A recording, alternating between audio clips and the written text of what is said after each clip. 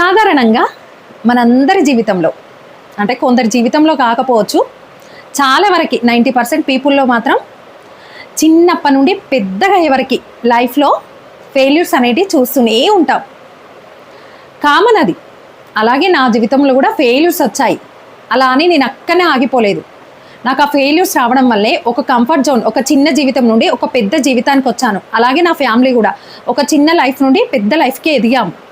So failures రాగానే అయ్యో దేవుడా నాకే ఎందుకు ఇలా జరిగింది, నేను స్వప్నని అని అనుకోకుండా కొత్త కొత్తవి నేర్చుకుంటూ ఎలా ముందుకెళ్ళాలి, ఎలా జీవితంలో ఇంకా ముందుకు పైకి ఎదగాలి అని మనకు దేవుడు ఇలాంటి ఫెయిల్యూర్స్ ఇస్తాడు అని అనుకొని మేము ముందుకు ఎదిగాము. సో అందరికీ ఫెయిల్యూర్స్ వస్తాయి, వాటిని రిసీవ్ చేసుకోవాలి, యాక్సెప్ట్ చేయాలి, ఇంకా అవసరమైతే అదే ప్రయత్నం చేస్తూ ఉండాలి, లేదంటే కొత్త దానికి శ్రీకారం చుట్టాలి.